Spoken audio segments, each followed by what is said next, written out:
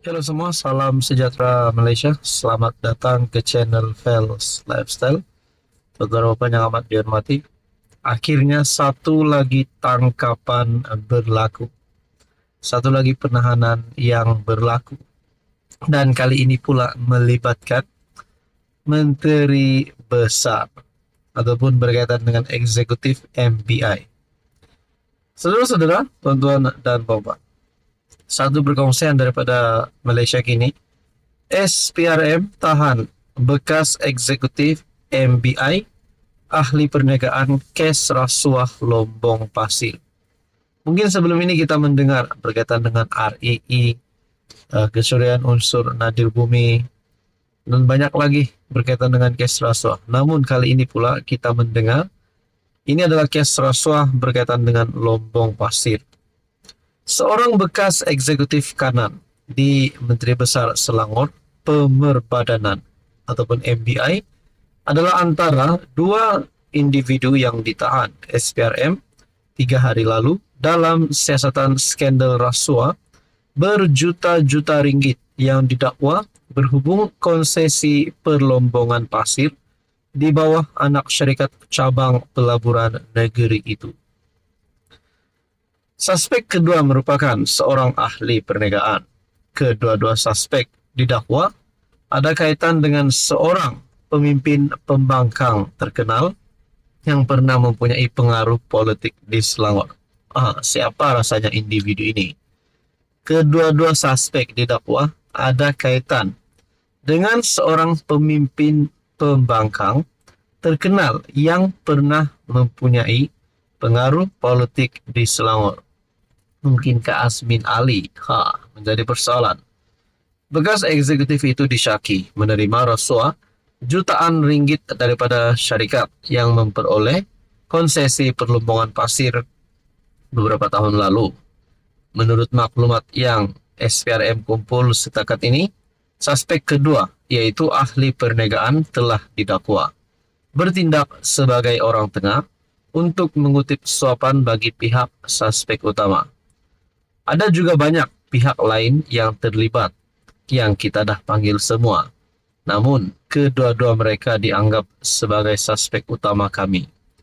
Malaysia kini dimaklumkan, seorang daripada suspek ditahan reman sehingga Selasa, manakala seorang lagi dibebaskan atas perintah mahkamah kerana masalah kesihatan.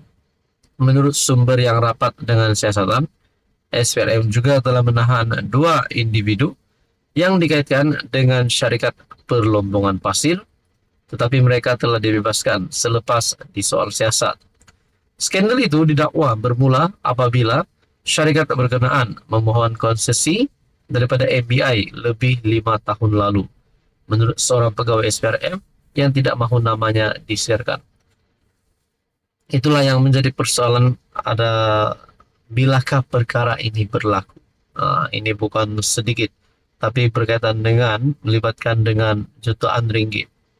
Menurut sumber, SPRM juga sedang menyiasat sama ada ahli politik terkemuka itu mempunyai sebarang penglibatan dalam dakwaan rasuah. Setakat ini, SPRM membekukan 15 akaun bank milik beberapa individu dan syarikat, termasuk yang dipercayai penyiasat digunakan untuk menyalurkan rasuah. Ketua Pesuruhjaya SPRM Azam Baki ketika dihubungi mengesahkan penahanan tersebut. Saudara-saudara, apa komen Anda?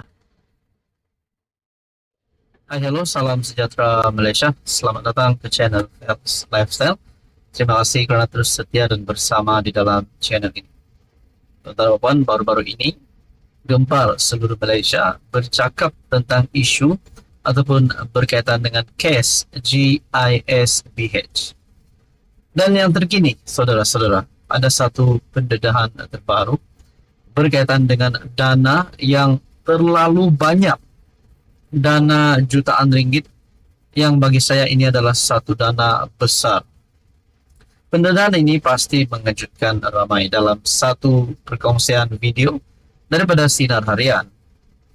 23 harta GISBH bernilai RM52.4 juta dikesan di luar negara.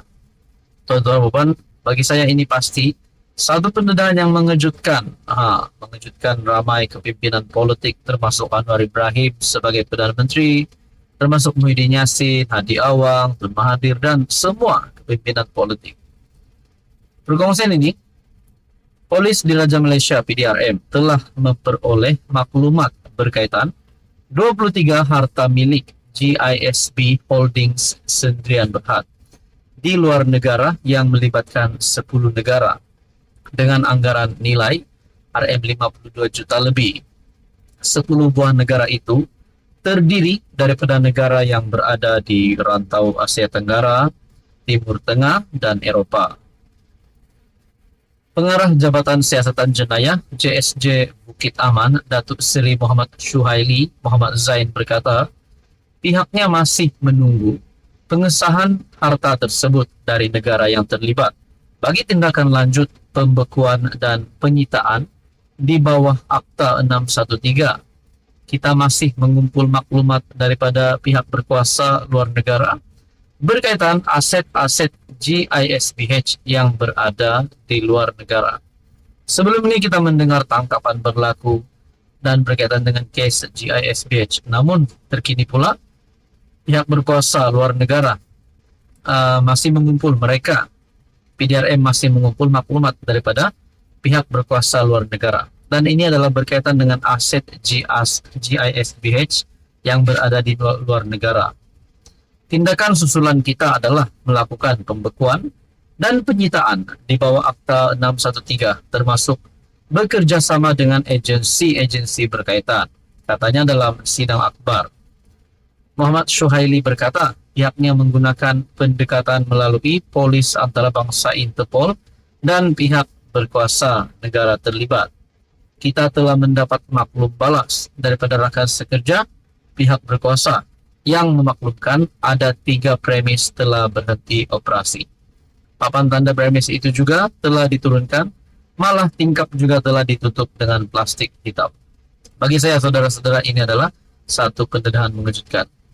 Beliau juga berkata, setakat ini PDRM telah melaksanakan pembekuan pelbagai harta di bawah Seksyen 44 dalam kurungan 1 Akta Pencegahan Pengubahan Wang Haram, Pencegahan Pembiayaan Keganasan dan Hasil daripada Aktiviti Haram, AMLATF PUAA 2001 Akta 613 berjumlah RM17 juta. Tindakan penyitaan pelbagai harta juga dilaksanakan di bawah Seksyen 45 dalam kurungan 2 Akta AMLATF PUAA 2001 Akta 613 berjumlah RM2.8 juta. Jumlah keseluruhan pembekuan dan penyitaan harta-harta di bawah Akta 613 adalah RM19 juta. Ketua Polis Negara Tan Sri Razarudin Hussein dilaporkan berkata, tindakan pembekuan itu membabitkan 205 akaun bank bernilai RM1.35 juta dan 1 akaun bernilai ES1.344.26 bersamaan dengan RM5.688. Selain itu, pihak polis turut membekukan pelbagai aset, yaitu 31 buah kereta dan bas pelbagai guna, serta 19 lot tanah. Bagi saya ini pasti satu pendedahan yang mengejutkan.